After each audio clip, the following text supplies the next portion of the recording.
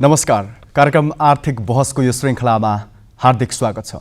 कार्यक्रम आर्थिक बहसको यो एपिसोडमा हामी प्रदेश नम्बर 1 मा कोरोनाले प्रभाव पारेको अर्थतन्त्रको विषयमा केन्द्रित रहेर कुराकानी गर्दैछौँ। र कुराकानी गर्नका लागि आज हामीसँग स्टुडियोमा आर्थिक मामिला तथा योजना मन्त्रालय प्रदेश नम्बर 1 को बजेट तथा कार्यक्रम महाशाखाका प्रतिनिधि विदुर पौडेल हुनुहुन्छ। त्यसैगरी निजी क्षेत्रको तर्फबाट नेपाल उद्योग वाणिज्य महासङ्घका केन्द्रीय सदस्य तथा प्रदेश नम्बर 1 का सल्लाहकार अविनाश बोहरा हुनुहुन्छ।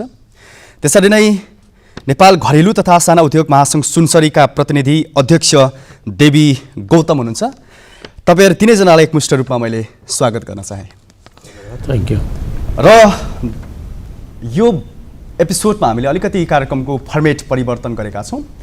योभन्दा अगाडिका एपिसोडहरूमा हामीले सहभागीहरूको पनि सहभागिता राख्ने गरेका थियौँ, तर सरकारवाला सहभागीहरूलाई यो एपिसोडमा हामीले समेट्न सकेनौँ किनकि कोभिडको यो प्रकोपलाई मध्यनजर गर्दै उहाँहरूको सहभागिता हामीले राख्न सकेका छैनौँ। र कार्यक्रमलाई औपचारिक रूपमा सुरुवात गर्नुभन्दा अगाडि आजको विषयवस्तुलाई प्रकाश पार्ने एउटा सामग्री हामीले तयार पारेका छौँ। सबैभन्दा पहिले यो एउटा सामग्री हेरौँ। विश्वव्यापी महामारीको रूपमा फैलिएको कोरोना भाइरसको प्रभावले विश्वका धेरै देशको अर्थतन्त्र प्रभावित भएको छ। त्यसबाट नेपाल पनि उत्तिकै प्रभावित छ। त्यसै क्रममा प्रदेश नम्बर 1 को अर्थतन्त्र पनि प्रभावित बन्यो।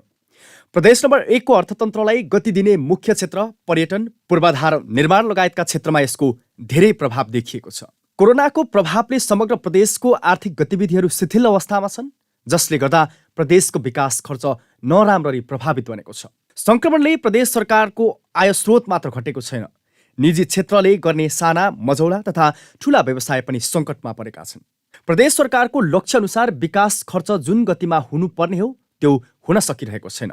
प्रदेश सरकार अन्तर्गतका निकायहरू, सङ्घीय सरकार अन्तर्गतका निकायहरूका साथै स्थानीय तहहरूले गर्ने विकास खर्च सन्तोषजनक छैन।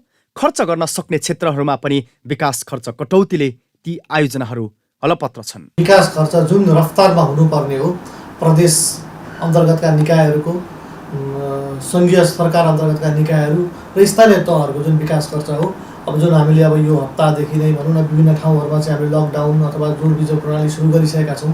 कोभिडको कारणले डिस्टेन्स राखेर बस्नुपर्ने भनिरहेका छौँ। यसले निश्चय पनि हाम्रो विकासलाई चाहिँ केही न केही असर पार्ने नै छ। कोरोनाकै प्रकोपले प्रदेश अन्तर्गत निर्माणाधीन क्षेत्र आयोजनाहरूको काम अपेक्षाकृत रूपमा हुन सकेको छैन। गत वर्षको लकडाउनका कारण धेरै आयोजनाहरू निर्धारित समयमा सम्पन्न हुन सकेनन्, जसका कारण प्रदेश सरकारले निर्माण सम्पन्न गर्ने मिति 6 महिना थपेको थियो। ती क्षेत्रहरूमा अहिले धमाधम काम भइरहे तापनि यस वर्ष पनि आयोजनाहरूमा नकारात्मक असर पर्ने आधारहरू तय भइसकेका छन्। निर्माणाधीन दर्जनौं जलविद्युत आयोजना, सडक निर्माणको क्षेत्र प्रभावित बनेको छ। यी आयोजनाको निर्माण जति छिटो सकिन्थ्यो अर्थतन्त्रले उति गुणात्मक लाभ सृजना गर्न सक्थ्यो। तर कोरोनाको त्रासका कारण पर्यटकको आगमन नराम्ररी खस्किँदा सेवा तथा पर्यटन क्षेत्र पनि बिस्तारै सुस्ताउँदै गएको व्यवसायीहरूको भनाइ छ। विगतको बन्दले गर्दाखेरि अब हामीलाई एउटा भर्खर एउटा अहिले चाहिँ राम्रो वातावरण बन्न लागिरहेको थियो। भर्खर अब पुरानो उसमा आउनलाई हामी प्रयासरत थियौँ। यही बेलामा फेरि दोस्रो लहर चल्यो र यसले गर्दा चाहिँ एकदमै हाम्रो अहिले पर्यटन क्षेत्र चाहिँ एकदम तसनसै भएको छ भन्नुपर्छ। होटल व्यवसाय मात्र होइन, चालु आर्थिक वर्षमा प्रदेश सरकारको आन्तरिक आयमा पनि ठूलो असर परेको छ। प्रदेश सरकारले चालु आर्थिक वर्षमा आन्तरिक आय 5 अर्ब 75 करोड रुपैयाँ हाराहारीमा अपेक्षा गरेको थियो, तर 4.25 अर्ब रुपैयाँ मात्र उठ्ने सम्भावना रहेको छ। यसले प्रदेशको समग्र विकासको गतिविधिहरूमा प्रत्यक्ष असर पारेको आर्थिक मामिला तथा योजना मन्त्रालयले जनाएको छ। त्यति मात्र होइन, कोरोना महामारीका कारण प्रदेश सरकारले सङ्घीय सरकारबाट पाउने राजस्व बाँडफाँड सहित अन्य अनुदानहरू समेत घटेकाले प्रदेश सरकारको एकल वा संयुक्त रूपमा गर्ने विकास आयोजनाका काम प्रभावित भएको छ। आजको यो विषयवस्तुलाई प्रकाश पार्नका लागि एउटा भिडियो सामग्री हामीले प्रस्तुत गरेका छौँ। सबैभन्दा पहिले म विदुर पौडेल सरसँग गएँ। बजेट तथा कार्यक्रम महाशाखा का प्रतिनिधि हुनुहुन्छ मन्त्रालय अन्तर्गत। यो कोरोनाको प्रभाव समग्र प्रदेश अर्थतन्त्रमा कस्तो रह्यो? प्रदेश सरकार भर्खरै स्थापना भएको, भर्खरै गठन भएर चाहिँ 2-3 वर्षको बजेट ल्याइसकेको छ। 3 वर्षको ल्याइसकेको र चौथो वर्षको बजेटको तर्जुमाको क्रममा छौँ। प्रदेश सरकारको आफ्नो आन्तरिक आयको चाहिँ दायरा एकदम सीमित छ। अहिले चाहिँ के छ भन्दाखेरि सवारी साधन कर र घर जग्गा रेजिस्ट्रेसन शुल्क मात्रै हो प्रदेशको चाहिँ मुख्य आय स्रोत, आन्तरिक स्रोत। यसलाई पनि स्थानीय तह र प्रदेश सरकार बीच बाँडफाँड हुन्छ र सङ्घीय सरकारबाट जुन आन्तरिक अन्तःशुल्क र भ्याटको बाँडफाँड भएर 15% प्राप्त हुने हो। त्यो समेत गर्दाखेरि कोभिड-19 को यो प्रभावको कारणले गर्दाखेरि राजस्व सङ्कलनमा आन्तरिक राजस्व सङ्कलन र सङ्घबाट प्राप्त हुने राजस्व बाँडफाँडमा पनि हामीलाई चाहिँ ठुलो प्रभाव परेको छ। गत वर्ष सङ्घले चाहिँ राजस्व बाँडफाँडमा 10 अर्बको लक्ष्य राखिदिएको थियो। त्योमध्ये करिब 7 अर्ब मात्रै प्रदेश सञ्चिकोषमा आउन सक्यो। त्यसमा पनि आन्तरिक अन्तःशुल्कतर्फ पनि हामीले लक्ष्य अनुसारको चाहिँ सङ्कलन हुन सकेन। सवारी साधन कर सङ्कलनमा त अब चैत महिनामा जुन राजस्व उठ्ने थियो त्यसले चाहिँ प्रभाव पारिहाल्यो। त्यसकारणले राजस्व सङ्कलनमा, त्यसपछि हाम्रो बजेट तथा कार्यक्रम कार्यान्वयनमा, विकास निर्माणको कार्यक्रम कार्यान्वयनमा, त्यसै गरी हामीले कृषि अनुदानको कार्यक्रमहरू अगाडि बढाएका थियौँ। त्यसको चाहिँ कार्यान्वयन गर्ने समयमा चाहिँ जुन लकडाउन भइदियो गत वर्ष, त्यसले गर्दाखेरि स्वीकृत भएको कार्यक्रमहरू कार्यान्वयन गर्न पनि एउटा चाहिँ प्रभाव पर्यो। राजस्व सङ्कलनमा प्रभाव परेको छ। विकास खर्चको अवस्था कस्तो छ? विकास खर्चको अवस्था अपेक्षितमा हुन सकेको छैन, किनभने हाम्रो नेपालमा के छ भन्दाखेरि हाम्रो नगदमा आधारित खर्च प्रणाली छ एउटा। आर्थिक वर्षको अन्तिमतिर गएर चाहिँ अलिकति खर्च हुने। दोस्रो चाहिँ आयोजनाहरू अगाडिदेखि जस्तै साउन भदौमा समयगत अध्ययन गर्दै त्यसको चाहिँ ठेका प्रक्रियामा गएर काम गर्दै गर्दै गएपछि काम हुने चरण भनेको चाहिँ फागुन चैतबाट चाहिँ मुख्य गरी काम हुने हो। त्यसपछि आयोजना सम्पन्न गर्ने, मूल्याङ्कन गर्ने चरण भनेको जेष्ठ असार महिना हो। त्यो समयमा नै गत वर्ष कोभिडको चाहिँ यो बन्दाबन्दीको अवस्था भयो। त्यसकारणले गर्दा विकासमा जुन कार्य प्रवाह सेवा प्रवाहमा जुन असर परेको थियो, त्यसले गर्दा खर्चमा पनि स्वाभाविकै रूपमा असर परेको छ। म अविनाशजीसँग गएँ, जस्तै निजी क्षेत्र पनि निकै ठुलो समस्यामा छ यतिखेर, व्यापार व्यवसाय सबै बन्द छ। समग्रमा यो कोभिडको अहिलेसम्मको यो भयावह स्थितिले निजी क्षेत्रमा पारेको प्रभाव कसरी तपाईँहरूले हेर्नु भएको छ? अब यो कोभिडको असरले गर्दाखेरि पुरा विश्व नै आक्रान्त भइरहेको अवस्थामा हामी अछुतो छैनौँ। त्यसै पनि हाम्रो जस्तो सानो इकोनोमी भएको, साइज भएको देश, त्यसमा पनि हाम्रो के छ भने हामी आयातित अर्थतन्त्रमा बढी आधारित छौँ। हाम्रो आफ्नो इन्टरनल रिसोर्सेसहरूको मोबिलिटी भने जस्तो भएको छैन अहिलेसम्म। हामीसँग धेरै प्रचुर मात्रामा त्यस्ता वस्तुहरू छन् जसबाट चाहिँ हामी भ्यालु एडिसन गर्न सक्छौँ। तर हामीले के देखेका छौँ भन्दाखेरि हाम्रो चाहे ती औद्योगिक वस्तु हुन्, चाहे अरू सेवासँग जोडिएका वस्तुहरू हुन्, धेरै चिजहरू के छ भने हामीले इम्पोर्ट गर्नुपर्ने नै रहन्छ। त्यो साइजमा के भयो भन्दाखेरि गत वर्ष 2020कै कुरा गरौँ, लकडाउन, गत वर्षको लकडाउनको कुरा, त्यो लकडाउन 81 भयो। किनभने वास्तवमा सबैको लागि चाहिँ यो के हो भन्ने भएको थियो। हाम्रो एउटा चाहिँ ठुलो सेटब्याक के रह्यो भन्दाखेरि गएको लकडाउनबाट पनि हामीले चाहिँ केही सिक्न सकेनौँ। केही हदसम्म त सिक्यौँ, तर त्यसबाट सिक्नुपर्ने पाठ चाहिँ नसिकेको कारणले गर्दाखेरि अहिले योको सेकेन्ड वेभले गर्दा हामीले फेरि के देखाएको छौँ भने यो बन्दाबन्दीको कार्यक्रम चलेको छ। निषेधाज्ञा भनेको एउटा मात्रै हो, तर रियालिटीमा के हो भने बजार खुलेन, बजारले डिमान्ड गरेन भने वस्तुको उत्पादन हुँदैन। उत्पादन नभइकन के हुन्छ भन्दाखेरि बजारमा बजारीकरणको लागि जान सक्दैन। बजारीकरण गएन भने वस्तु बिक्दैन। नबिकेपछि यो एउटा चेन अफ साइकल हो। यो चेन अफ साइकल पुरै डिस्टर्ब हुन्छ, जसको कारणले गर्दाखेरि गत वर्षको हामीले हाम्रो जिडिपीको इम्प्याक्टलाई हेऱ्यौँ भने जिडिपीको साइज लास्टमा आएर केही साइज बढेको पनि देखिन्छ ओभरअल।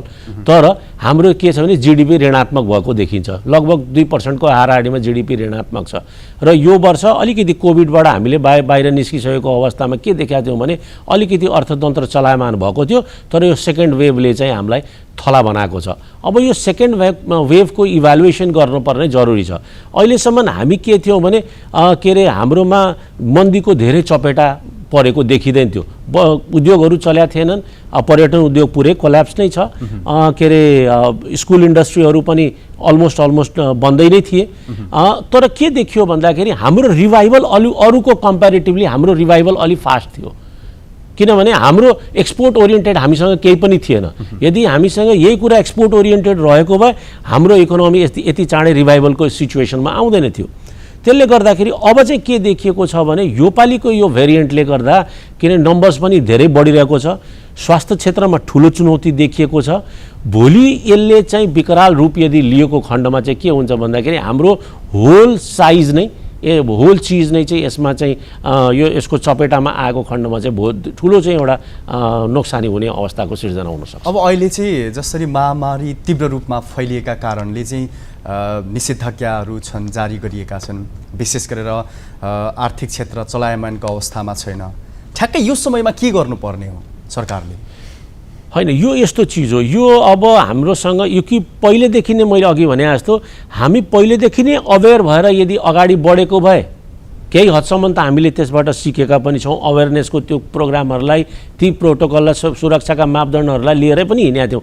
तर हामीसँग ठुलो के रह्यो भने हाम्रो ओपन खुल्ला खुल्ला बोर्डरको कारणले गर्दाखेरि सङ्क्रमणको रेसियो धेरै बढेको विगतले पनि देखाएको थियो र योपालि पनि त्यही भएको छ। त्यसैले गर्दाखेरि हामी लकडाउनमा जानुपर्ने भयो। हाम्रो के थियो भने हामीले हाम्रो स्वास्थ्य ब्याकअप सुरुदेखि नै भनिरहेको थियौँ, स्वास्थ्यको पूर्वाधार चाहिँ ठुलो मात्रामा चाहिँ हामीले तयारी गर्नुपर्छ।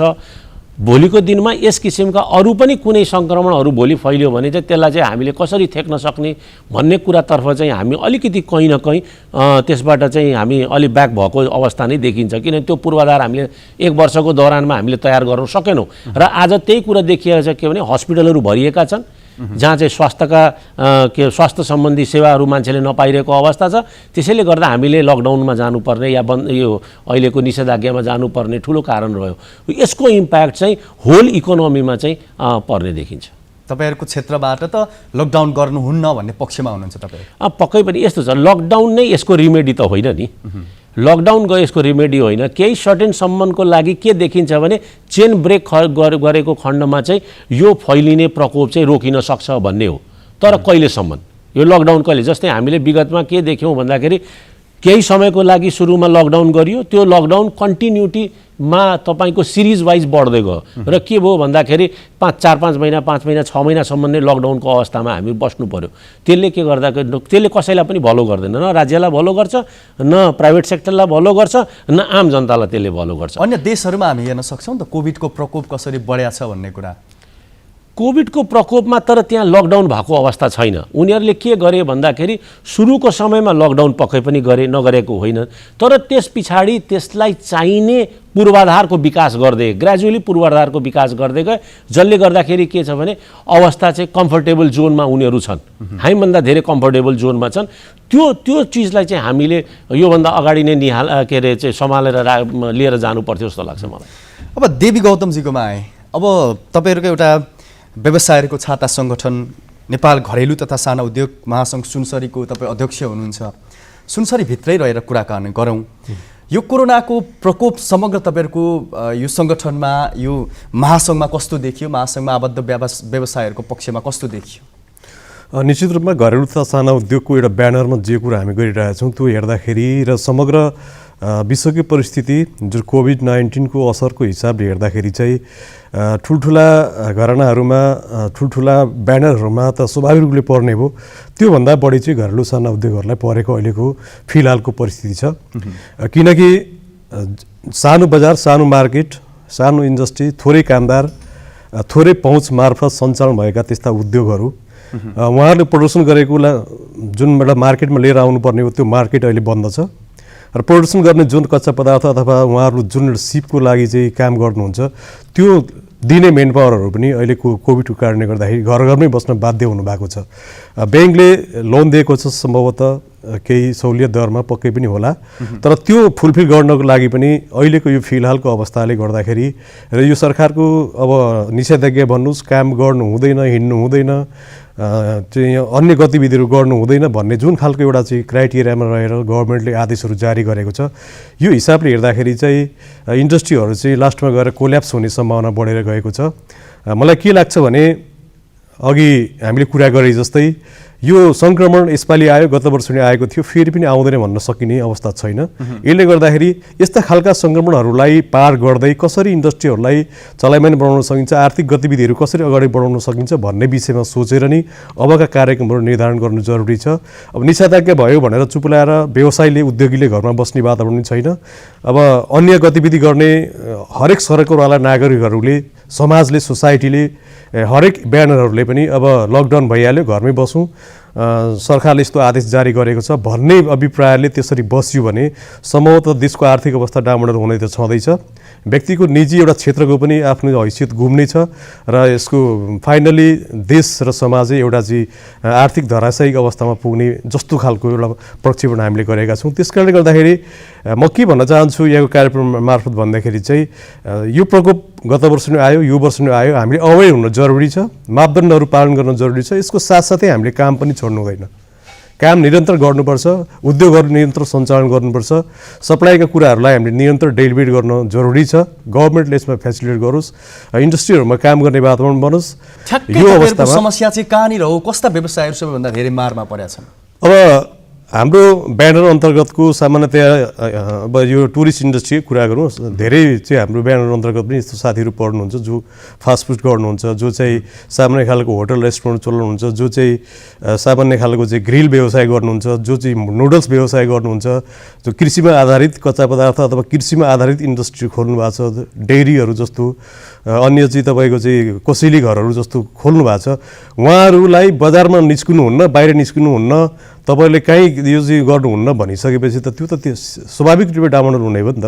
त्यो बेसमा आधारित रहेर उत्पादनमा जोडिएका जुन एउटा मतलब मान्छेहरू हुनुहुन्छ व्यवसाय उद्योगीहरू हुनुहुन्छ उहाँहरूलाई पहिचान गरेर नगरपालिका हुन्छ जिल्ला विकास समिति हुन्छ स्थानीय प्रदेश गभर्मेन्ट हुन्छ उहाँहरूले उहाँहरूको रेजिस्ट्रेसन पक्कै गर्नुभएको छ घरेलु कार्यालयमा उहाँहरूले दर्ता गर्नुभएको छ अथवा सम्बन्धित निकायमा दर्ता गर्नुभएको छ भने उहाँहरूलाई स्वचालित रूपमा आफ्नो काम क्रियाकलापहरू गर्नको लागि चाहिँ एउटा मेकानिजम डेभलपमेन्ट चाहिँ गर्नुपर्छ लोकल गभर्मेन्टहरूले। हुन्छ म विदुरजीकोमा गएँ फेरि पनि अब यो कोभिडको सङ्क्रमणका कारण चाहिँ निजी क्षेत्र जसरी नराम्रो प्रभावित बनेको छ गभर्मेन्ट सेक्टर सँगसँगै निजी क्षेत्रहरूको पक्षमा तपाईँहरूले के कस्ता कार्यक्रमहरू सहुलियतका कार्यक्रमहरू ल्याउनु भएको?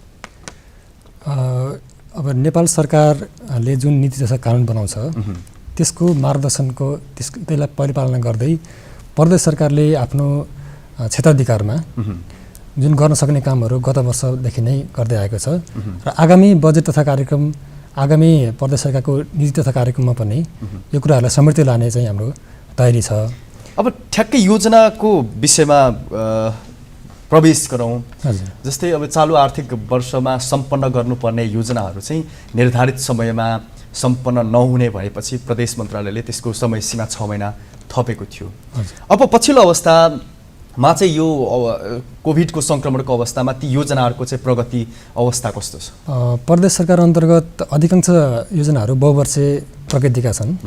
बहुवर्षे सडक बहुवर्षे चाहिँ विकास निर्माण त्यसपछि क्रमागत जुन सालबसाली रूपमा आयोजनाहरू हुन्छन् तिनीहरूको पनि यो समयसम्ममा अधिकांशको काम चाहिँ अगाडि बढिसकेको छ। बहुवर्षे योजनाहरू भएको हुनाले गर्दाखेरि म्याद थप गर्दै त्यसको चाहिँ समय सीमा बढाउँदै लान चाहिँ सकिन्छ। हालसम्म चाहिँ अब कोभिडले गर्दाखेरि कार्य चाहिँ अलिकति स्थगित भएर प्रभावित भएकोलाई चाहिँ सरकारले हेरेर भोलि त्यसमा म्याद थप गर्ने चरणहरू अथवा केही भेरिएसन गर्ने कुराहरूमा हेर्न चाहिँ सक्छ। अहिले चाहिँ त्यसबारेमा केही चाहिँ नीतिगत निर्णय भएको छैन।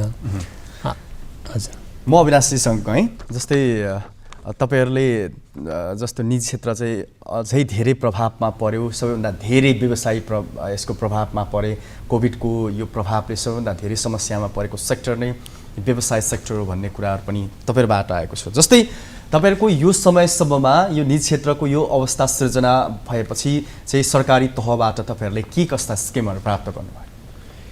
यस्तो छ पहिलो कोभिडले जब पहिलोचोटि सबैलाई हिट गर्यो अर्थतन्त्र लगायत प्राइभेट सेक्टरलाई जब हिट गर्यो र हामी बन्दाबन्दीमा गयौँ त्यो बेलादेखि चाहिँ रिभाइभलको लागि हामीले चाहिँ प्राइभेट सेक्टरले ठुलो आवाज उठाइरहेको थियो कि हामीलाई चाहिँ एक किसिमको चाहिँ के अरे सरकारको तर्फबाट चाहिँ राहतको प्याकेजहरू आउनुपर्छ। बादमा त्यसलाई गएर हामीले स्टिमुलेटेड प्याकेजको रूपमा पनि राज्यलाई ती कुरा अगाडि सार्यौँ कि टोटल बजेटको चाहिँ 5% स्टिमुलेटेड प्याकेज आउनुपर्छ भन्ने कुरा राख्यौँ तर राज्यबाट त्यो कुरा सम्बोधन भएन। त्यस पछाडि बजेट आयो बजेटमा पनि ती कुराहरू एड्रेस हुन सकेनन्। मौद्रिक नीतिले धेरै हदसम्म गएको मौद्रिक नीतिले धेरै हदसम्म कुराहरू पुनरुत्थानका कुराहरूदेखि लिएर एसएमइजहरूको लागि चाहिँ कुराहरू लिएर आयो तर त्यसबाट सोचे अनुसारको चाहिँ रिभाइभल हुन सकेन किन इम्प्लिमेन्टेसनको पार्ट हामीले के देख्छौँ भने पोलिसीहरू हाम्रो नेपालमा नराम्रो के अरे नआउने होइन, धेरै राम्रा राम्रा पोलिसीहरू आउँछन्, बजेटले पनि धेरै राम्रा राम्रा कुरा नीति तथा कार्यक्रमहरू लिएर आएको हुन्छ। तर के हुन्छ भन्दाखेरि हामी त्यसको इम्प्लिमेन्टेसनको पार्ट चाहिँ एकदमै कमजोर या फितलो भनौँ हामीले देखेको अवस्था छ। र अहिले हाम्रो चाहिँ प्राइभेट सेक्टरको भनाइ के भन्दाखेरि मौद्रिक नीतिले बोलेका कुराहरू जुन चाहिँ फेसिलिटेट गरेका कुराहरू छन् त्यसलाई चाहिँ कन्टिन्युटी दिनुपर्छ, किनभने यो वेभ भनेको अहिलेको अवस्था अन्यल छ। यो कहिलेसम्म जाने, यो 1 महिना पनि जान सक्छ, 15 दिन पनि बस्न सक्छ, 2 महिना पनि हुनसक्छ, 6 महिना पनि हुनसक्छ र विगतमा लगाएको लामो समय पनि यसले चाहिँ अप्टेन गरेर जान सक्छ भन्ने स्थिति अहिले देखिएको अवस्था छ। त्यसैले गर्दाखेरि र अब हामी के देखिरहेछौँ भने हामी बजेटको तयारीमा पनि छौँ, प्रादेशिक बजेटको तयारीमा पनि छौँ, सङ्घीय बजेटको तयारीमा पनि छौँ। यसको इम्प्याक्टलाई चाहिँ अब माइक्रो लेभलबाट क्याल्कुलेसन गर्नुपर्ने जरुरी छ। अघि मैले भने जस्तो गएको बेलामा हामी मन्दीको चपेटामा परेर हल्का निक्ल्यौँ, तर अब यदि त्यही तरिकाले बन्दाबन्दी रह्यो र यसको इम्प्याक्ट अलि लङ टर्मसम्म गयो भने हामी रिसेसनमा जान सक्ने अवस्थाको सिर्जना हुन्छ। त्यो कुरालाई अहिले नै इभ्यालुएट गर्नुपर्ने जरुरी छ र अब आउने बजेटले र अब आउने मौद्रिक नीतिले त्यसलाई चाहिँ राम्ररी कसरी हुन सक्छ, किनभने कुनै पनि उद्योग यसमा विशेष गरी कुनै पनि उद्योग कुनै पनि व्यवसायसँग यदि एकचोटि बन्द भइसकेपछि त्यसलाई फेरि चाहिँ फ्लोमा ल्याउनको लागि ठुलो त्यसमा चाहिँ धनराशिको खर्चदेखि लिएर अरू बाँकी त्यसका कम्पोनेन्टहरूलाई मिलाएर चाहिँ अगाडि बढ्नुपर्ने अवस्था रहन्छ। त्यो भनेको मान्छेसँग पैसा छैन, ब्याङ्कलाई ब्याज तिर्नै पर्छ, ठिक छ, ब्याङ्कले आज भन्ला 1 क्वार्टरको अर्को क्वार्टर दिन भन्न दिनै त पर्छ। राज्यले पनि अहिले पाउने, अहिले केही चिज नहोला तर राज्यले अहिले पाउनुपर्ने रेभेन्यू नपाएर 1 महिना पछाडि राज्यले पनि रेभेन्यू पाउँछ। तर प्राइभेट सेक्टरले जेनेरेट गर्ने पैसा त ऊ आफू चलायमान नभइसक्यो त उसले त जेनेरेट गर्न सक्दैन भने तिर्नुपर्ने दायित्व जहाँको त्यही छ। त्योसँग श्रम पनि जोडिएको छ, अरू लाइबिलिटी, धेरै लाइबिलिटी, ब्याङ्कका लाइबिलिटी छन्, उसको लालन पोषणको लाइबिलिटीहरू छ, अरू सोसियल लाइबिलिटीहरू पनि रहन्छ, राज्यलाई दिनुपर्ने ट्याक्सको लाइबिलिटी रहन्छ। त्यसको ती सबै चिज चाहिँ निकाल्ने कहाँबाट भने उसको जेनेरेसनबाट निस्किने हो। ऊ जबसम्म चलायमान हुँदैन त्यहाँबाट उसले चाहिँ त्यो कुरा चाहिँ निकाल्न सक्दैन। त्यो नै बन्द भइसकेपछि हामीले त्यतातिर चाहिँ सोच्न पर्ने जरुरी छ जस्तो लाग्छ मलाई। म देवीजीसँग आएँ, जस्तै तपाईँहरूको क्षेत्रमा चाहिँ एक खालको नराम्रो प्रभाव तपाईँले अघि पनि भनिसक्नु भएको छ। अब अहिले उद्योगहरूको वर्तमान अवस्था अनि त्यसभित्रका मजदुरहरूको रोजगारीको अवस्था पछिल्लो समय कस्तो छ? अब यो चाहिँ एउटा क्रमागत रूपमा नै आउने हो। कसैले एउटा चाहिँ इन्डस्ट्रीले 15 जना उहाँहरूको कामदार राखेको छ भने अब अहिले 15 जनाको लागि कामै छैन भने उसले राखिराख्ने अवस्था पनि रहेन, पक्कै पनि उसलाई घर जा भन्नुपर्ने नै हुन्छ। किनकि ऊ आफै स्टेबल छैन भने उसले कामदारलाई त्यसबाट स्यालेरी दिन्छ, उसको तलब दिन्छ भन्ने अवस्था रहेको छैन। अब हामी चाहन्छौँ हामी प्रोडक्सनमै बसिरहौँ। जस्तो अब एउटा एक्जामको लागि होटल इन्डस्ट्रीको कुरा गरौँ, यदि मान्छेहरूलाई सामाजिक दूरी कायम राखेर अथवा स्ट्यान्डर्ड मेन्टेन गरेर कोभिडको जुन एउटा स्वास्थ्य प्रोटोकल छ त्यो मेन्टेन गरेर उहाँहरूलाई हिँड्न छुट दियो भने न होटलमा आएर मान्छेहरू बस्ने हो। उहाँहरूलाई हिँड्न नै छुट दिएन, उहाँहरू हिँड्नै पाउनु भएन, उहाँहरूले गाडी चलाउनै पाउनु भएन, उहाँहरूले एक ठाउँदेखि अर्को ठाउँमा जानु नै पाउनु भएन भने त्यो होटल व्यवसायले के गरेर बस्छ त? ऊ त तयारी अवस्थामा बसेको हुन्छ, उसले चाहिँ मेरो कस्टमर आउँछ भनेर चाहिँ खाना रेडी गरेको हुन्छ, उसले सर्भिसको कुराहरू तयारी गरेको हुन्छ। त्यो कुराहरू चाहिँ यो अहिले बन्द गरिदिने भनेर एक किसिमको जिल्ला प्रशासन गभर्मेन्टको सेन्ट्रल अफिसबाट जुन नियमहरू आएको छ प्रत्येक जिल्ला प्रशासनले फलोअप गरेको छ, यो व्यावहारिक छैन। मैले तपाईँलाई अघि पनि भने अब कामदारको हकमा कुरा गर्दाखेरि पनि म मेरो इन्डस्ट्रीको एउटा आइडेन्टिटी कार्डमा त्यो मजदुरलाई चाहिँ ऊ बेलुका घर जाने र भोलिपल्ट इन्डस्ट्रीमा फर्किने इन्भाइरोमेन्ट उसको अहिले छैन। ऊ चाहे मोटरसाइकलमा होस्, चाहे साइकलमा होस्, चाहे गाडीमा होस्, उसले मेरो आफ्नो चाहिँ कम्पनीमा मेरो फर्ममा काम गर्छ भने चाहिँ मेरो फर्मको आइडेन्टिटीबाट उसले आफ्नो घरसम्म र मेरो फर्मसम्म चाहिँ आउने जाने उसलाई चाहिँ इन्भाइरोमेन्ट गभर्मेन्टको जुनसुकै निकायले होस् त्यो वातावरण गरिदिनु पर्यो। गत वर्षको अलिकति म तपाईँलाई के सम्झाउन चाहेँ, जस्तै यहीँ हाम्रो सुनसरी मोरङ औद्योगिक कोरिडोरभित्रकै केही उद्योगहरूमा चाहिँ सङ्क्रमितको सङ्ख्या एकैपटक धेरै सङ्ख्यामा बढेर गयो। त्यहीभित्र उद्योगभित्र पनि सङ्क्रमण दर त्यति तीव्र रूपमा फैलिने अवस्था हुन्छ। त्यसमा पनि सोच्ने हो कि यसलाई चाहिँ स्थगित नगर्ने मापदण्ड मात्रै पाला नगरेर अगाडि बढ्ने भन्ने हो तपाईँहरूको चाहिँ? अब यो कुरा चाहिँ कस्तो छ भन्दाखेरि चाहिँ तपाईँ अब मानिलिउँ यो अब यो सङ्क्रमण कसरी सर्छ त्यसको आफ्नै सर्ने तौर तरिकाहरू हाम्रो लगभग सबैले जानी पनि सकेका छौँ। यो चाहिँ त्यसरी सर्छ कि यसले काहीँ पनि छोड्दैन भन्ने कुरा पनि थाहा भइसकेको छ। त्यसले गर्दाखेरि चाहिँ अब काहीँ ऊ बाहिर निस्केकै छैन, घरमै बसिरहेको छ, त्यो मान्छेलाई पनि कोरोना पुष्टि त भइरहेछ नि त। यसको अर्थ के भन्दाखेरि हुन लाग्यो यसको चाहिँ हुइमा आयो त्यो खालको एउटा इन्भाइरोमेन्ट भयो भने जो जहाँ बसेको छ त्यहाँ चाहिँ छोड्दैन क्या। त्यसले एक व्यक्तिबाट अर्को व्यक्तिमा मात्र सर्दैन भन्दैमा चाहिँ स्वास्थ्य सतर्कताहरू अपनाउने नाममा चाहिँ सबै क्षेत्र खुल्ला गऱ्यो भने त भयावह स्थिति आउँछ नि त। होइन, त्यसलाई यो नियम पनि हामीले बनाएको पनि छौँ। हामीले हाम्रो ब्यानरहरूले पनि त्यो कुरा गरेको छ। कामदारहरू कटौती गर्ने, 10 जनाले काम गर्दैछ भने 5 जनालाई मात्रै काममा लाउने, 50% मात्रै प्रडक्सन गर्ने भन्ने त हामीले पनि गरेकै छौँ। पुरै फुल फेजमै गर्नुपर्छ भन्ने छैन। तर एक दिन 5 जना आयो, अर्को दिन 5 जना आयो भने त 10 जनाको त कम्तीमा पालो गरी भए पनि त रोजीरोटी घाँसबास कपासको समस्या त समाधान भयो। त्यही भोलि सरकारलाई रात दिई भनेर हामी भन्छौँ, रात पनि दिँदैन। ब्याङ्कको छुटको कुराहरू सारा कुराहरू चाहिँ हामीले गरि पनि सकेको कुरा, जे कुरा सरकारको नीति कार्यक्रममा आउँछ, जे कुरा बजेटमा आउँछ, जे कुरा चाहिँ मौद्रिक नीतिमा आउँछ, हामी ब्याङ्कमा गयो भने, हामी कर्पोरेट क्षेत्रमा फाइनेन्सियल सेक्टरमा गयो भने चाहिँ तपाईँको यो पुगेन मापदण्ड, तपाईँको मापदण्ड यो पुगेन भनेर हामीलाई फर्काइदिन्छ। यो हिसाबले हेर्दाखेरि हामीले के अनुभव सँगालेका छौँ भन्दाखेरि सरकारले घोषणा गरेका कुनै पनि कार्यक्रमहरूको भर परेर चुप लाएर बस्यौँ भने हामी भोगै पर्छौँ भन्ने कुरा चाहिँ हामी गत वर्षको अनुभवले पनि थाहा भएको भएर यो स्वास्थ्य प्रोटोकल ओके, यसलाई चाहिँ हामीले पालन गर्नैपर्छ। ठिक छ, किनभने हाम्रो ज्यान पनि खतरामा छ, यसलाई नाइनस्ती गर्न सकिँदैन। तर प्रदूषणको क्षेत्रमा बजारहरू खुकुलो गर्नुपर्छ, यातायातहरूलाई चाहिँ समुचित तरिकाले चलाउन दिनुपर्छ। पछि आउनेछु। अब फेरि म विदुरजीसँग गएँ। आगामी आर्थिक वर्षको बजेटको तयारीमा प्रदेश सरकार छ यतिखेर। विशेष गरेर चाहिँ गत वर्ष यानि कि चालु आर्थिक वर्षको बजेट पनि हरेक जस्तै क्षेत्रहरूबाट, आन्तरिक स्रोतहरूबाट चाहिँ जति प्रक्षेपण गरिएको नभएका कारणले चाहिँ 50%मा सीमित रहेर हामीले काम गरिरहेछौँ, प्रदेश सरकार काम गरिरहेछ। अब आगामी आर्थिक वर्षको बजेटको तयारीमा तपाईँहरू कसरी जुट्नु भएको छ पछिल्लो समय? आगामी वर्षको बजेटको तयारी गर्ने सिलसिलामा हामीले अब यो कोभिडको फेरि पनि बन्दाबन्दीको अवस्था सिर्जना भोग्नु परेको छ। यसमा चाहिँ सरकारको पहिलो प्राथमिकता भनेको स्वास्थ्य क्षेत्र सुदृढीकरण भनेको चाहिँ यसको रोकथाम, नियन्त्रण, उपचार व्यवस्थापन पहिलो प्रायोरिटी यसलाई राख्ने हो। यसै गरी अब सम्भव भएसम्म क्षति न्यूनीकरण गर्दै लाने, सम्भव भएसम्म क्षति न्यूनीकरण गरेर चाहिँ सरकारी क्षेत्र, उद्योग व्यवसाय, निजी क्षेत्र सबैलाई चलायमान हुने गरी चाहिँ अर्थतन्त्रको चाहिँ गतिशील दिनको लागि के कस्तो गर्न सकिन्छ त्यसबारेमा पनि हामी छलफल बहस गर्दैछौँ।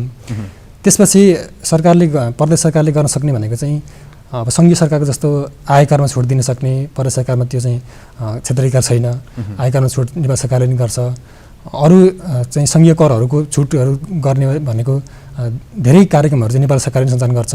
प्रदेश सरकारले कृषि अनुदानमा, पशुपक्षी पशुपालनतिर, यसको व्यवसाय प्रवर्धनमा, त्यसपछि यो सिपमूलक तालिम, रोजगार प्रवर्धन गर्ने कुराहरूमा, यसै गरी सानो तथा घरेलु उद्योगहरूमा चाहिँ केही छुट दिने, सहुलियत दिने, त्यसपछि उहाँहरूको दर्ता नवीकरणमा केही सहुलियत गर्ने, त्यसपछि रोजगार प्रवर्धनमा, सिपमूलक तालिममा पनि राहत अनुदान दिने कुराहरू चाहिँ प्रदेश सरकारले गर्न सक्छ। यसै गरी यो कोभिड पछिको अर्थतन्त्रलाई चाहिँ फेरि चलायमान बनाउनको लागि शीघ्र रूपमा पुनर्स्थापना र पुनरुत्थान गर्नको लागि चाहिँ केही राहत कार्यक्रमहरू, जस्तै हामीले कृषि अनुदानमा केही गत वर्ष पनि हामीले केही राहतको कोभिडको कारणले गर्दा प्रभावित भएको कृषि व्यवसायलाई चाहिँ त्यसको प्रभाव न्यूनीकरणको लागि हामीले केही राहतको कार्यक्रम ल्याएका थियौँ। यसै गरी आगामी वर्ष पनि यस्ता कार्यक्रमहरू सञ्चालन गर्ने गरी सरकारको तयारी छ। अविनाशजी, जस्तै उहाँले निजी क्षेत्रको पुनरुत्थानको यानि कि निजी क्षेत्रभित्रको भएका समस्याहरूको समाधान गर्नका लागि आगामी आर्थिक वर्षको बजेटमा हामीले सम्बोधन गर्नेछौँ भन्ने धेरै कुराहरू उहाँले गर्नुभएको छ। कतिको सन्तुष्ट हुनुहुन्छ तपाईँहरू? अब विगतको प्र्याक्टिस हेर्दाखेरि चाहिँ अहिलेसम्मको रिभाइभल भनेको यसलाई म सेल्फ रिभाइभल भन्छु। यो सेल्फ रिभाइभल हो। पक्कै पनि त्यो रिभाइभलमा सरकारको सपोर्ट रहेन भन्ने होइन, रहेको छ। तर जुन अवस्थाबाट अरू देशहरूमा रह्यो, राहतका प्याकेजहरू ल्याइए त्यो तरिकाले ल्याइएन, त्यो चाहिँ छँदैछ। अब हामीले पुनः चाहिँ त्यसको अपेक्षा फेरि गरेका छौँ, किनभने अब भनेको यो पहिलोचोटि मान्छे के हुन्छ भने पहिलोचोटिमा चाहिँ जेनै तना मान्छे आफ्नो चाहिँ चिजलाई परिचालन गर्न, किनभने त्यसमा धेरै कुरा जोडिएको हुन्छ। कुनै पनि एउटा व्यवसाय गर्नको लागि त्यसमा धेरै कुरा जोडिएको हुन्छ र ऊ धेरै तर्फबाट चाहिँ ऊ के अरे ऊ भएर बस्या हुन्छ। त्यसलाई कसै न कुनै हालतबाट चाहिँ चलायमान गरेर यो आजको अवस्थामा पुगेको अवस्था छ। भोलि यदि यो बन्दाबन्दी निकै लामो अवस्थासम्म रह्यो भने यहाँ चाहिँ ठुलो राहतको प्याकेज बिना अब चाहिँ रिभाइभलको चान्स म देख्दिनँ, किनभने हामीले धेरै ठाउँमा देखा छौँ। अब सानै एउटा कुरा गरौँ, लास्ट इयरको बन्दाबन्दीले कमसेकम 12 लाख मान्छेले मानिस चाहिँ चरम गरिबीमा गएको भन्ने केन्द्रीय तथ्याङ्कको डेटाले देखाइरहेको छ। 16 लाख मान्छेले रोजगारी, करिब 16 लाख मान्छेले रोजगारी गुमाएको छ। हाम्रो अर्थतन्त्र अहिले पनि के भने फरेन रेमिटेन्समा धानेको अर्थतन्त्र हो। भोलि यदि यो हाम्रो लागि यदि लामो समयसम्म चल्ने अवस्था रह्यो, हामीले बिचमा के देखाएको थियौँ भने बाहिर रहेका हाम्रो इम्प्लोइमेन्ट जेनेरेसनमा रहेका मान्छेहरू यदि धेरै यदि नेपाल फर्कियो भने हाम्रो इम्प्लोइमेन्ट जेनेरेसनबाट आउनुपर्ने रेभेन्यू जुन चाहिँ छ, फरेन रेमिटेन्स छ, त्यसमा चाहिँ ठुलो असर पर्छ। तर टचवुड भनौँ त्यसमा त्यति साह्रो चाहिँ असर आएन। यो असरले त्यसले चाहिँ यो पालि यदि इम्प्याक्ट गरेको खण्डमा के हुन्छ हामीले त्यता पनि सोच्नुपर्ने जरुरी छ। किनभने हाम्रो उत्पादन जुन चाहिँ छ, हाम्रो इन्डस्ट्रियलाइजेसन विगत हामी प्राइभेट सेक्टरले चाहिँ देश विकासको लागि श्रमलाई रिटेन गर्नको लागि चाहिँ इन्डस्ट्रियलाइजेसन गर्नुपर्छ, इन्डस्ट्रियलाइजेसन फ्रेन्डली चाहिँ इन्भाइरोमेन्ट हुनुपर्छ, त्यस सम्बन्धी जोडिएका पोलिसी ल्याउनुपर्छ भन्ने कुरा बारम्बार उठाउँदै आइरहेको छ। तर हामीले के देख्यौँ भने हाम्रो इन्डस्ट्रीको जिडिपीमा कन्ट्रिब्युसन भनेको त्यही 12-13% मात्रै हो। तपाईहरू अहिले कहिले पनि तपाईहरू सरकारसँग सन्तुष्ट बन्न भएन कि जस्तै सरकारले दिएन मात्रै भन्ने कि हामीले के दियौँ भन्ने पनि हो कि तपाईँले दिँदै तपाईँहरूको क्षेत्रले दिँदै गर्दा पनि सरकारले त्यो क्षेत्रलाई चाहिँ अझै मध्यनजर गर्न नसकेको हो? यहाँले यसलाई कसरी हेर्नु पर्यो भन्दाखेरि प्राइभेट सेक्टरले आजभन्दा 15 वर्ष अगाडि 20 वर्ष उठाइरहेको कुराहरू पनि आज उठाइरहेछ। त्यही कुरा किन क्यारी अन गरेर लिएर हिँडिरहेछ त? यदि त्यो कुरा जायज थियो भने त्यही बेला चाहिँ एड्रेस गरिदिनु पर्थ्यो, या नजायज छ भने त्यो कुरालाई चाहिँ यो नजायज हो भनेर भनिदिनु पर्यो नि त। भनाइ चाहिँ पक्कै पनि त्यो जायज छ, त्यसैले क्यारी अन भएर अगाडि बढिरहेको अवस्था छ। र प्राइभेट सेक्टरले के दियो भन्ने कुरा गर्नुभयो यहाँले। म एउटा त्यसमा सानो उदाहरण दिन चाहेँ। नेपालको हकमा प्राइभेट सेक्टरको कन्ट्रिब्युसन ठुलो मात्रामा छ। एभिएसनको हकमा भनौँ प्राइभेट सेक्टरले अहिले ठुलो रेभोल्युसन ल्याएको छ। शिक्षाको क्षेत्रमा भनौँ प्राइभेट सेक्टरले ठुलो रेभोल्युसन ल्याएको छ। स्वास्थ्यको क्षेत्रमा भनौँ प्राइभेट सेक्टरले ठुलो कन्ट्रिब्युसन दिएको छ। भन्दाखेरि कुन क्षेत्रबाट चाहिँ प्राइभेट सेक्टर बाहिर निक्लेको छ त? हाइड्रो पावरको प्रोजेक्टमा पनि प्राइभेट सेक्टरको कन्ट्रिब्युसन हेर्नुहोस् ठुलो मात्रामा छ। आज औद्योगिकरणको कुरा गरौँ त्यसमा पनि ठुलो मात्रामा छ। भन्दा सेवा क्षेत्रमा पनि छ। भन्दा कुनै पनि सेक्टरबाट चाहिँ प्राइभेट सेक्टर पछाडि हटेको अवस्था छैन। भने चाहेको जायज माग हामीले के भन्नु पर्यो, आखिर हामीले सबैले चाहिएको के भन्दाखेरि समृद्ध नेपाल हो नि त। समृद्ध नेपाल सुखी नेपाली भन्ने नारा अहिले सरकारले ल्याएको छ। त्यो भनेको त्यसको लागि त विकास चाहिन्छ। तपाईँ त्यो भनेको दुईटा कुरा सबैभन्दा त्यसको प्रमुखता हो जस्तो मलाई लाग्छ। पहिलो भनेको चाहिँ पूर्वाधार र त्योसँग जोडिएको औद्योगिकरण। म विदुर सरसँग आएँ। जस्तै उहाँले केही कुरा राख्नुभयो, हामीले यति धेरै योगदान दिँदै पनि सरकारले चाहिँ हामीलाई त्यो नजरमा हेरेन कि हाम्रो कुराहरूलाई सम्बोधन गर्न सकेन भन्ने। तपाईँहरू त नीतिगत तहमा हुनुहुन्छ, उहाँहरूको योगदान पनि ठुलो छ। 3 खम्बे अर्थनीतिका बलियो आधारहरू हुन् उहाँहरू पनि। तर नीतिगत तहबाट उहाँहरूको जुन समस्या वर्षौँदेखिको समस्या किन सम्बोधन हुन सक्दैन? प्रदेश सरकारले जुन सुरुवात चरणदेखि नै निजी क्षेत्रको लगानी प्रवर्धन गर्ने गरी त्यस्ता क्षेत्रहरूमा चाहिँ पूर्वाधार निर्माण गरेर चाहिँ उहाँहरूलाई व्यवसाय प्रवर्धनमा सपोर्ट गर्ने खालकै कार्यक्रमहरूमा हामीले चाहिँ फोकस गरिरहेका छौँ। प्रदेशको स्थापना भएको चाहिँ 3 वर्ष कार्यकाल पुरा गर्दै 2 वर्षको बजेटलाई चाहिँ कोभिडले प्रभावित बनायो। सुरुवात चरणमा चाहिँ सङ्घबाट आयोजना तथा कार्यक्रम हस्तान्तरण गर्दै बित्यो। गर्दाखेरि प्रदेश सरकारले पूर्ण रूपमा काम गर्न नपाएको अवस्था छ। किनभने प्रदेश सरकारका नीति तथा कार्यक्रमहरू पूर्ण रूपमा कार्यान्वयन गर्नका लागि हामीलाई विभिन्न स्रोत साधनको मुख्यतः स्रोत साधन नै हो।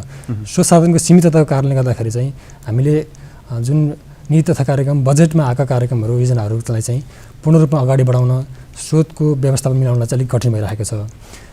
दोस्रोमा के छ भन्दाखेरि जनशक्तिदेखि लिएर हामीसँग क्षमता जुन सङ्घीय संरचनाबाट प्रदेशमा चाहिँ जुन कर्मचारी समायोजन भएर पठाइयो, त्यसपछि प्रदेशको क्षमता विकास गर्दै अगाडि बढ्नुपर्ने हामी कार्यालय चाहिँ व्यवस्थापनदेखि लिएर संगठन व्यवस्थापनदेखि लिएर चाहिँ कर्मचारी व्यवस्थापन क्षमता अभिवृद्धि गर्दै वार्षिक विकास कार्यक्रम नीति तथा कार्यक्रमहरू कार्यान्वयन गर्दै जानुपर्ने हुन्छ।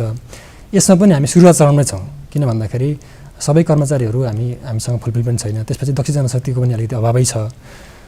तेस्रो चाहिँ कारण के छ भन्दाखेरि प्रदेश सरकार स्थानीय तह र सङ्घ सरकारसँगको अन्तर्सम्बन्ध, कुन तहले कस्तो कार्यक्रमहरू अगाडि बढाउने, अन्तर्सम्बन्ध कसरी गर्ने भन्ने कुराहरूमा नै अहिलेसम्म अलिकति राम्रोसँग ट्र्याकमा आइसकेका छैन। यावत कुराहरूमा कानुनी रूपमा पनि दुविधाहरू छन्। कतिपय कुराहरूमा नेपाल सरकारले अगाडि बढाएका कार्यक्रमहरू प्रदेश सरकारले गर्नुपर्ने प्रकृतिका सानातिना कार्यक्रमहरू पनि नेपाल सरकारबाट सुरु भएका यो अवस्था पनि छ। अहिले यो कोभिड-19 को प्रभाव यो चाहिँ उपचार व्यवस्थापन केन्द्र रहँदा पनि यसमा चाहिँ नेपाल सरकार प्रदेश सरकार स्थानीय तहले आगामी बजेट तथा कार्यक्रममा के कसरी अगाडि बढ्ने भन्ने सन्दर्भमा साझा रूपमा बहस हुन सकेको छैन।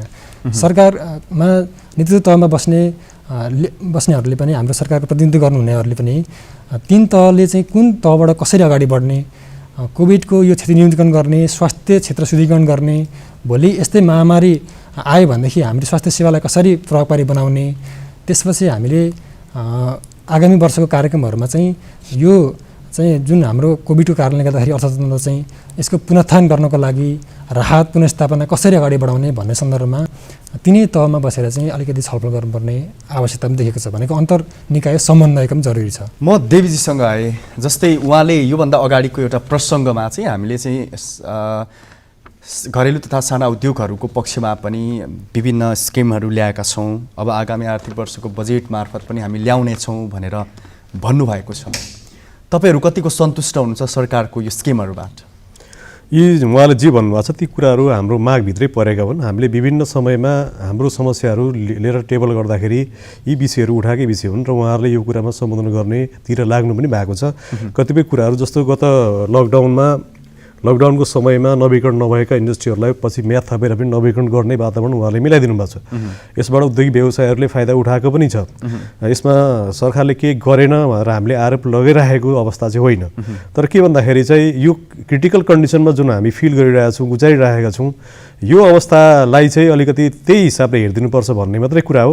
सरकारको अब उहाँले भने जस्तै जुन नेपाल प्रदेश सरकारको प्रतिनिधि छ, सही कुरा हो। उहाँले अब सुरुमा बजेट लिएर आउनुभयो, अर्को वर्षको बजेटमा पनि कोभिडै हो, यो वर्षको बजेटमा पनि कोभिड केन्द्रितै बजेट उहाँले बनाउँदै हुनुहुन्छ भने पक्कै पनि उहाँले स्टेबल इकोनोमीको लागि जमेर पैसा खर्च गर्न त सक्नुहुन्न। यही रिकभरको लागि नै उहाँहरूले चाहिँ ध्यान दिनुपर्ने हुन्छ। हाम्रो विचारमा पनि कुरा त्यही हो। तर रिकभर गर्दाखेरि पनि फेसिलिटेट जसलाई उहाँले गराउनुहुन्छ, जसलाई दिन खोजिराख्नु भएको छ, त्यो क्राइटेरिया चाहिँ उहाँले फिक्स गरेर जानुपर्ने जरुरी हामी देख्छौँ, ताकि ठ्याक्कै पाउने मान्छेले पाओस्, नपाउने मान्छेहरूले चाहिँ फाइल बोकेर मन्त्रालय घुम्दै नहिँडोस्। त्यो कुरा चाहिँ हामी अहिले पनि भन्न चाहन्छौँ। र फाइनेन्सियल एक्टिभिटिजमा पनि जस्तो केन्द्रीय सरकारले, प्रदेश सरकारले त खासै हामीले त्यो जानकारी छैन। केन्द्र सरकारले आफ्नो मौद्रिक पोलिसीहरू एनाउन्स गर्दाखेरि चाहिँ यो भएको खालको यो प्रकृतिको उद्योगलाई, यो प्रकृतिको व्यवसाय गर्नेहरूलाई, यो प्रकृतिको चाहिँ उहाँहरूले काम गर्ने मान्छेहरूलाई चाहिँ हामी यसरी सपोर्ट गर्छौँ भनेर भन्नुभएको छ। तर यो बिचमा हामीले के पायौँ भन्दाखेरि त्यो खालको प्रकृति छुट्याउन प्रदेश र स्थानीय सरकारहरूले ध्यान दिएको पाइएन क्या। लाग्छ अब यस्तो प्रकारहरू मैले अघि पनि भने फेरि पनि आउँदैन भन्न सकिँदैन। अब चाहिँ कसलाई हामीले प्रायोरिटी दिनुपर्ने हो भन्ने कुरा चाहिँ निशाना चाहिँ हामीले चाहिँ त्यो इन्डस्ट्रीमा लगेर चाहिँ त्यसको ढोकामा चाहिँ टाँच्ने वातावरण गर्नु पऱ्यो क्या सरकार, स्थानीय सरकारहरूले चाहिँ। हामीले टुरिज्म इन्डस्ट्रीमा रिभाइभल जरुरी छ भनेको छौँ, यातायात सेक्टरमा चाहिँ जरुरी छ भनेको छ, अरू विविध उसमा जरुरी छ भने फ्याक्ट पाउनुपर्ने मान्छे को र उसलाई कुन प्रकृतिको चाहिँ दर्ता प्रक्रियामा लिएर जानुपर्छ र उसलाई कसरी फेसिलिटेट गर्नुपर्छ भन्ने कुरा चाहिँ एकदमै यो कुरा चाहिँ हामीले चाहिँ अहिलेदेखि नै ध्यान दिनुपर्छ भन्ने हाम्रो खास माग छ। अविनाशजी, जस्तै अब आगामी आर्थिक वर्षको बजेट तयारीमा सरकार जुट्दै गर्दा निजी क्षेत्र के चाहन्छ आगामी आर्थिक वर्षको बजेट मार्फत?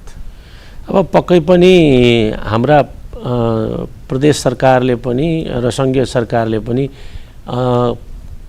क्याटेगोराइज तरिकाबाट चिजहरूलाई चाहिँ गरेको अवस्था, जस्तै कृषिलाई प्राथमिकतामा राखेको छ, त्यस पछाडि उद्योगलाई भनेको छ, त्यस पछाडि चाहिँ के अरे सेवा क्षेत्रलाई भनेको छ, टुरिज्मलाई भनेको छ, त्यसरी चाहिँ के अरे क्याटेगोराइज गरेको छ 1 2 3 4 भनेर।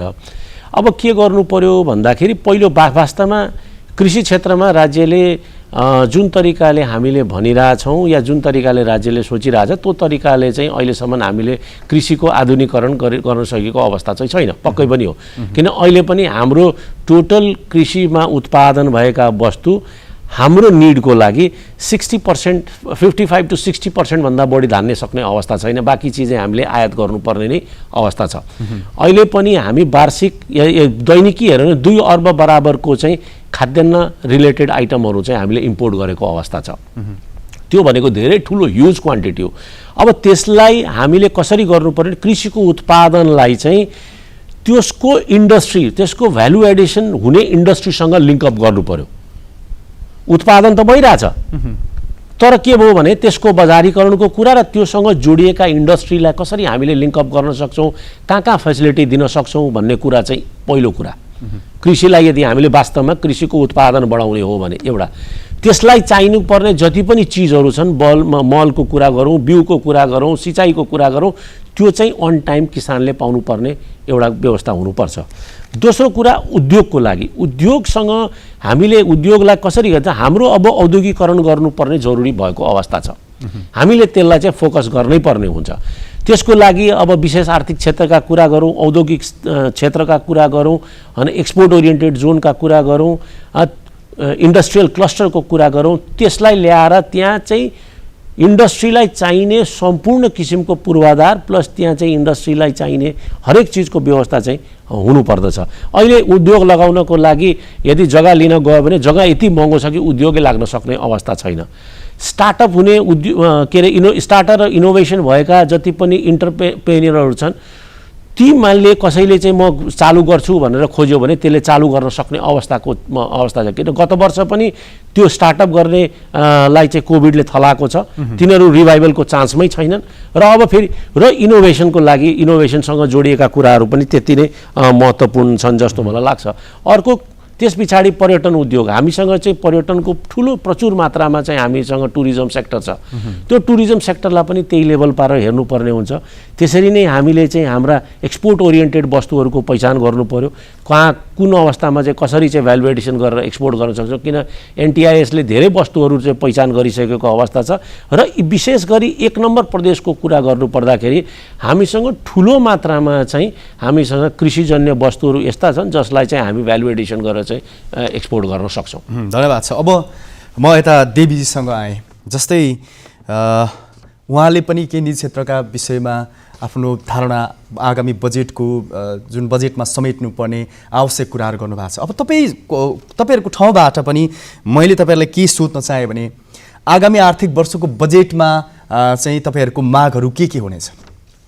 निश्चित रूपमा निजी क्षेत्रले आफ्नो प्रोडक्सनहरू बढाउन चाहन्छ, आफूले चाहिँ आफ्नो प्रोडक्सन मार्फत गभर्मेन्टलाई पनि सपोर्ट गर्न चाहन्छ, राष्ट्रको समृद्धिको लागि काम गर्न केही योगदान दिन चाहन्छ। यो सही कुरा, यसमा कुनै दुईमतै छैन। र बजेट बनाउँदाखेरि, नीति कार्यक्रम बनाउँदाखेरि सरकारहरूले पनि प्राइभेट सेक्टरलाई खुकुलो हुने गरी, उहाँहरूले पनि काम गर्ने गरी, कमाउने गरी र उहाँको पनि जीवन स्तर उकास्ने गरी चाहिँ त्यस्तो खुकुलो नीतिहरू बनाइदिन जरुरी छ।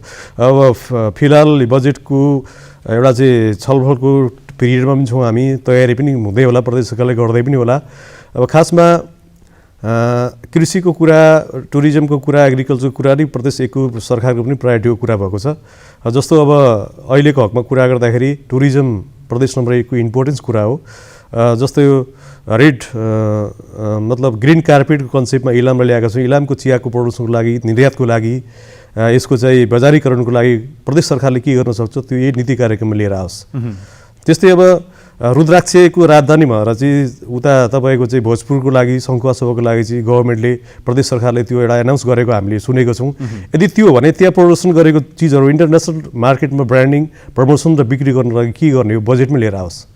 जस्तो मुन्दुम ट्रेल भनेको छ, उहाँको तपाईँको चाहिँ 5 थरदेखि लिएर यता तपाईँको चाहिँ खोटाङसम्मको जुन एउटा चाहिँ पर्यटकीय पदयात्राको एनाउन्स गरेको छ गभर्मेन्ट, प्रदेश सरकारले, त्यो प्रदेश सरकारले पर्याप्त बजेट दिएर त्यो ट्रेडलाई चाहिँ इन्टरनेसनल ट्रेड रूपमा डेभलप गरोस् यही बजेटमै। अनि धार्मिक पर्यटनमा, पाथिभरामा केबल कार लगायतका यी विविध कुराहरू छन्। यी सबै कुराहरू चाहिँ बजेटमै सरकारले एउटा मेगा प्रोजेक्ट रूपमा लिएर आओस्, यही बजेटमै लिएर आओस्। अब दुईजना निजी क्षेत्रको विषयमा उहाँहरूको भावना सुन्नुभयो, उहाँहरूको माग सुन्नुभयो, सुझाव सुन्नुभयो। अब आगामी आर्थिक वर्षको बजेटमा उहाँहरूको माग र उहाँहरूले जुन कुरा चाहिँ उठाउनुपर्छ भन्ने सुझाव दिनुभएको छ त्यो सेक्टरहरू त्यो विषयवस्तुहरू कहाँनिर समेटिन्छ? आगामी वर्षको बजेट तथा कार्यक्रम तर्जुमा गर्ने सन्दर्भमा हामीले सरकारवाला निकायहरूसँग छलफल बहस पनि गर्ने गरेका थियौँ। विगतको वर्ष चाहिँ कोभिडको कारणले गर्दाखेरि हामीले अनलाइन मेथड अपनाउनु गरेका थियौँ। यसपालि पनि हामीले अनलाइनबाट चाहिँ राय सुझावहरू चाहिँ सङ्कलन गरिरहेका छौँ। उहाँहरूले दिनुभएको कुराहरू पनि एउटा हामीले मार्गदर्शनको रूपमा सुझावको रूपमा चाहिँ लिन सक्छौँ। यसमा चाहिँ यो कृषिको उत्पादन र उत्पादकत्व वृद्धि गर्ने सन्दर्भमा चाहिँ यसको लागि सरकारले गर्न सक्ने अब भनेको राहत, त्यसपछि बिउ बिजन, अध्ययन अनुसन्धान, टेक्निकल सपोर्ट, यो कुरा, त्यसपछि विषादी यो कृषि बिमाको कुराहरू, कृषि तथा पशुपक्षी बिमा, यो कुराहरूमा सचेतन अभियान, त्यसपछि त्यसमा केही सहुलियत गरिदिने कुराहरूमा चाहिँ प्रदेश सरकारले आगामी बजेट तथा कार्यक्रममा सम्बोधन गर्न सक्छौँ। कृषिको यो बजारीकरण, त्यसपछि यसको चाहिँ मूल्य अभिवृद्धि भनौँ न, भ्यालु एडिसन गर्ने कामको लागि चाहिँ यसमा हामी के कस्तो कार्यक्रम सञ्चालन गर्न सक्छौँ भन्ने सन्दर्भमा प्रदेशमा भूमि व्यवस्था कृषि तथा सहकारी मन्त्रालय छ, त्यहाँ पनि छलफल बहस भइरहेको छ। उद्योग व्यवसायको चाहिँ यो कार्य गर्ने वातावरण सिर्जना गर्न, त्यसपछि त्यसमा सहजीकरण, सहुलियत उपलब्ध गराउन सक्ने राहत, पुनर्स्थापना भनौँ न यो कोभिड पछिको अर्थतन्त्रमा, त्यसपछि निर्यात प्रवर्धन गर्दै बजारीकरणमा सहजीकरण गर्ने काम चाहिँ प्रदेश सरकारले आफ्नो क्षेत्रबाट, आफ्नो तर्फबाट चाहिँ प्रदेशमा भने घरेलु तथा साना उद्योग कार्यालयहरू छन् जिल्ला जिल्लामा, त्यहाँबाट गर्न सक्ने सहयोग समन्वय कायम रहने छ। यसै गरी उहाँले सरले भन्नुभयो यो चियाको, रुद्राक्षको, अलैँची यस्ता चाहिँ कृषिका उत्पादनहरू, यसको चाहिँ निर्यात प्रवर्धन गर्न बजारीकरणको लागि। त्यसै गरी पर्यटन व्यवसाय, हामीले कोभिड यो पछिको जुन अर्थतन्त्रमा पर्यटन व्यवसाय प्रवर्धनको लागि यो मुन्दुम ट्रेलको चाहिँ यसलाई निरन्तरता दिने गरी, त्यसपछि धार्मिक क्षेत्रहरूमा पर्यटकीय प्रवर्धन गर्नको लागि त्यसको आधारभूत पूर्वाधार विकास, त्यसमा सडक, विद्युत लगायतको कुराहरू यसमा प्रवर्धन गर्ने। कृषि उत्पादनको वृद्धिको लागि चाहिँ सिँचाइको चाहिँ हामीले प्रवर्धन गर्ने गरी सिँचाइ साना तथा साना सिँचाइ आयोजनाहरू स्थानीय तह मार्फत पनि सञ्चालन गरिरहेका छौँ। प्रदेश सरकार अन्तर्गतको हरेक जिल्लामा भएका सिँचाइ कार्यालयहरूले पनि चाहिँ काम गरिरहेका छन्। यसै गरी अर्को चाहिँ यो जलविद्युततिरको साना तथा मझौला जलविद्युत आयोजनाहरूमा लगानी गर्ने, ऊर्जा क्षेत्रमा वैकल्पिक ऊर्जाहरूको प्रवर्धनमा, त्यसै गरी यावत कुराहरू। त्यसपछि हाम्रो मुख्य जोड चाहिँ यो विदेशबाट फर्केका युवाहरू, उहाँहरूले चाहिँ सिकेको सिपलाई स्वदेशमै रोजगार प्रवर्धन गर्ने गरी, रोजगारमा उपयोग गर्ने गरी त्यो विदेशबाट फर्केका युवाहरूलाई लक्षित गरेर हामीले विभिन्न कार्यक्रमहरू, प्याकेजहरू ल्याउने चाहिँ तयारीमा छौँ। धन्यवाद छ। कार्यक्रमको समय सकिएको छ। सहभागिताको लागि तपाईँहरूलाई हृदयदेखि नै हामी धन्यवाद व्यक्त गर्न चाहन्छौँ। धन्यवाद। हवस् त दर्शकबिन, आजलाई कार्यक्रम आर्थिक बहसको यो एपिसोडको समय सकिएको छ। अर्को विषयवस्तुसँग सम्बन्धित अर्को एपिसोडमा पनि हामी तपाईँहरू समक्ष प्रदेश नम्बर 1 को आर्थिक क्रियाकलाप सम्बन्धित विषय लिएर उपस्थित हुनेछौँ। एनटिभी टरी हेर्दै गर्नुहोला। नमस्कार।